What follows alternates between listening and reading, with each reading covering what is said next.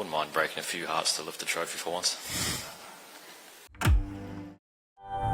Hi Mitch, packed press conference room, a lot of buzz, means you're playing India.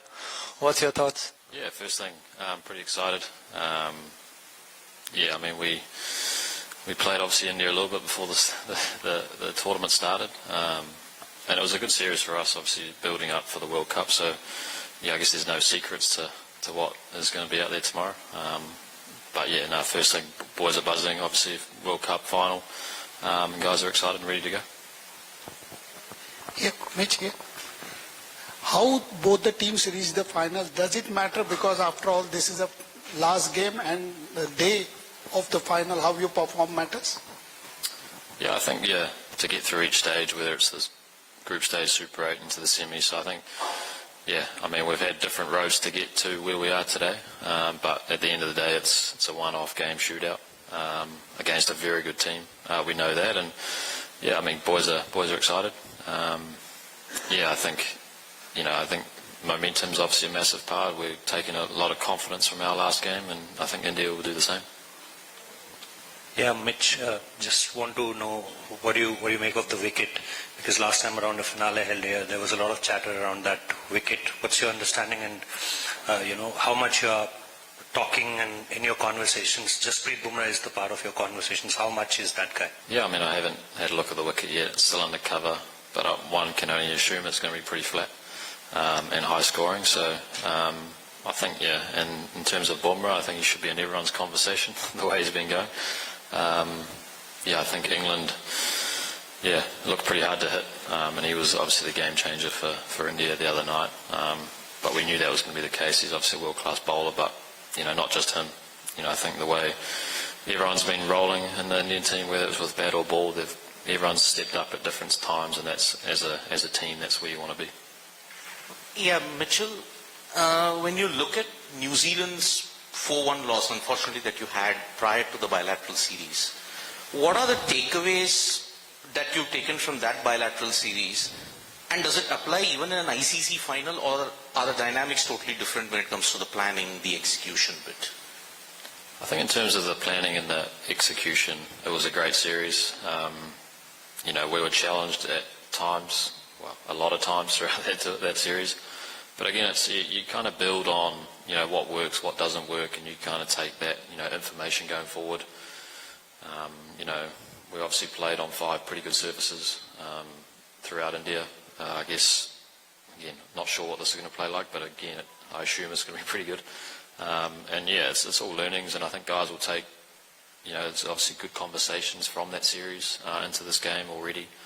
And again, it's, we learn from that and try to put India under, pressure for a long time. And I guess a World Cup final's a little bit different to, a series. Hi Mitch.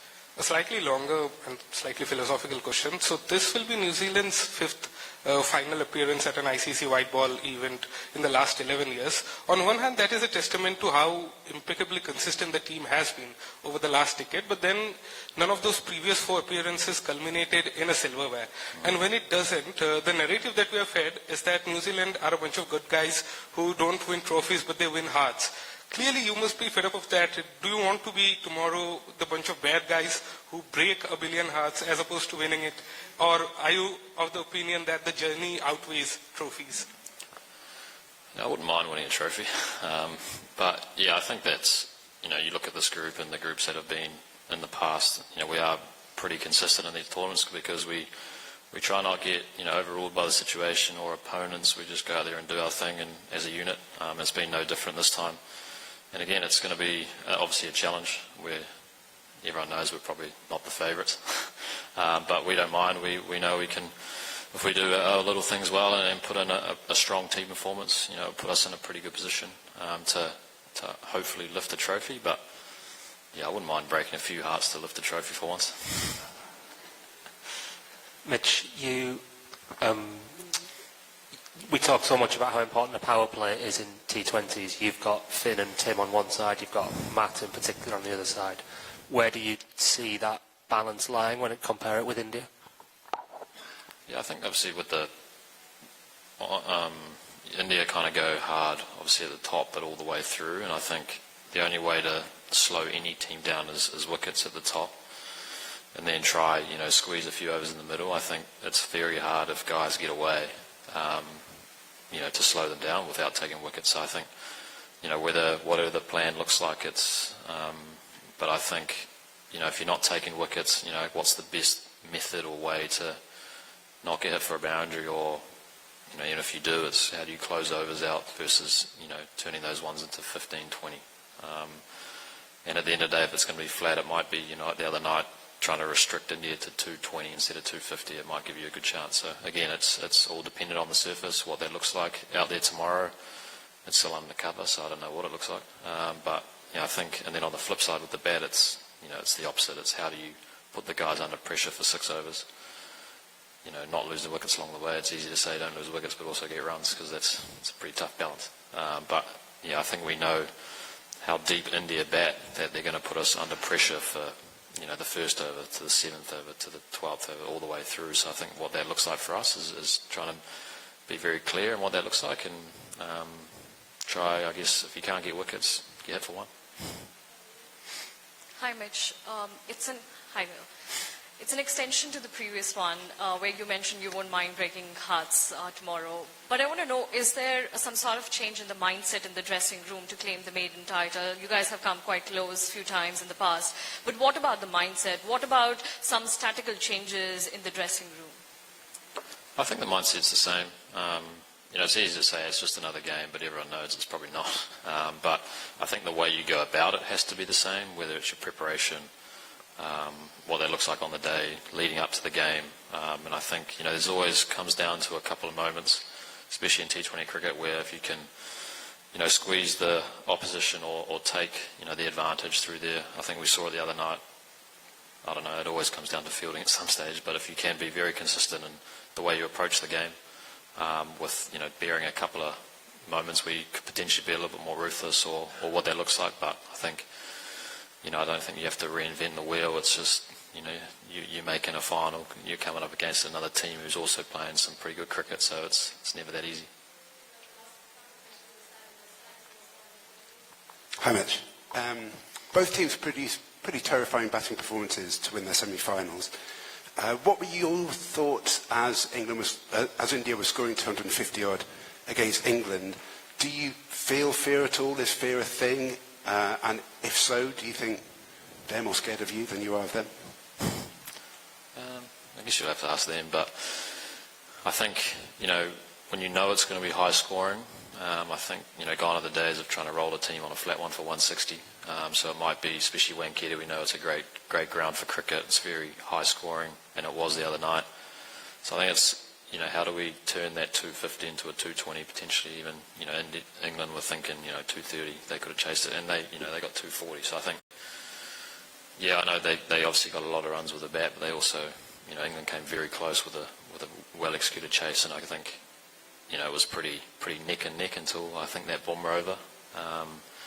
So I think, either way, if you know that you're batting first and you can try to get a good score and put some pressure on, or that if you can try to restrict a team to, it might be 220 on a flat one, it puts you in a pretty good position. Hi, Mitch. Mitch, Varun Chakravarti has hit a bit of a form slump off late, especially the last game, conceding 64 runs of his 4 overs. I mean, going into the final, and he might be a bit low on confidence as well.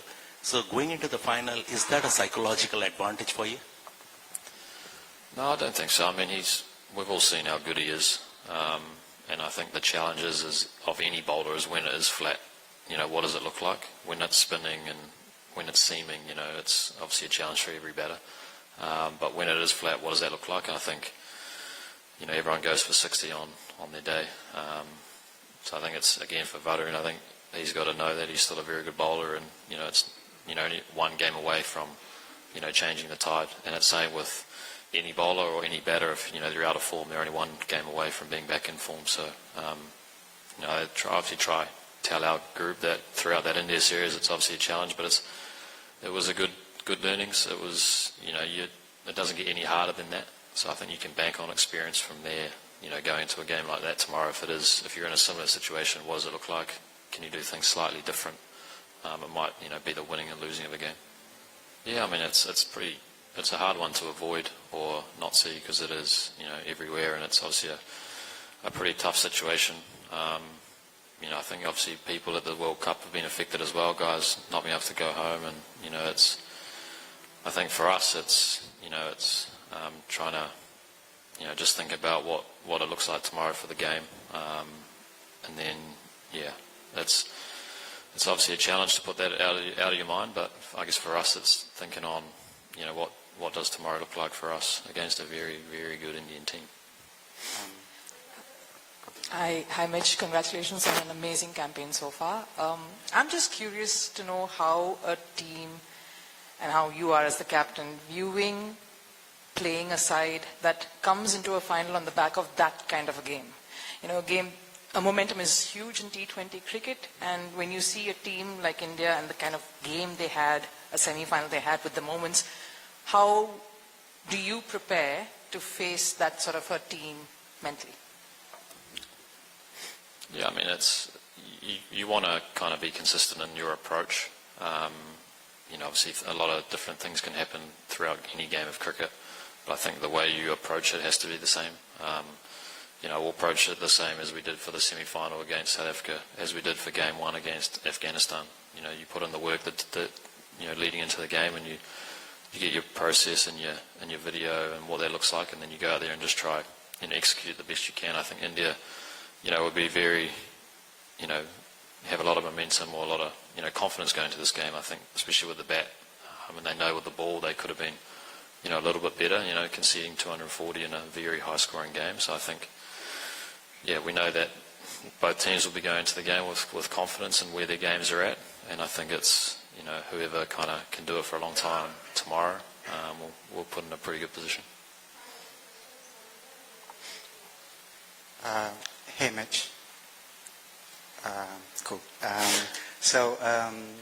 How's the rest of the squad taken Cole's inclusion, considering some of them are sitting out? Because I'm asking this because there's a cultural care in New Zealand cricket which makes taking these decisions a little bit easier. Yeah, I think it's always a challenging one for the guys who aren't playing. You come to a World Cup and you obviously want to play every game. It's not that easy. I think most teams, for us it was a very match-up based decision. Obviously losing Michael Bracewell, who could have done that role, obviously that Cole's doing now, and I think Cole coming straight in, it's obviously a challenge. I think when you have the buy-in of the group, it's not just the 11 out there, it's the 15 in the squad. It's the guys not playing, they get mentioned all the time, all their work off the ball, support staff as well. It's all we're all on this journey together. Yeah, there's 11 guys that go out and take the field, but it's more than that. And I think that when you get the buy-in of the whole squad, I guess those decisions are taken way better when they know that they're part of something bigger and a bigger picture. And I guess that comes down to the environment, how you can set the environment up for that. Mish, hi. In the Super 8s, South Africa showed that India are very much beatable. David Miller did say after the game that they probably showed how India are beatable. The last semi-final against England pushed them really close. So now when you build up to this final, do you think you have some sort of edge going into it? Because 1 lakh people, 99,000 probably cheering for the host, give them that feeling of being overwhelmed by the crowd, because not a very long time ago, Pat Cummins showed how to silence that crowd. So are you up for that as well? Yeah, I guess that's the goal, is to silence the crowd. But I think that there is a lot of variables in T20 cricket, and it is fickle at times. And we've seen throughout the whole World Cup that a lot of teams are on similar pages, and it comes down to some little moments in every game that changes the outcome. So I think England were very close to chasing that the other night. We've seen South Africa playing very good cricket all the way through, and then I guess had a little hiccup against us, and you're out. So I think for us it's taking confidence in that we can, if we go about our business the same way, we can upset another big team. And I think there's obviously a lot of pressure on India to win this World Cup at home. I mean, it would be, I guess if we don't win, it'd be pretty cool for to win a home World Cup. So I think that comes with a lot of added pressure as well. So if we can go out there and try put, I guess, that added pressure on them and see what happens.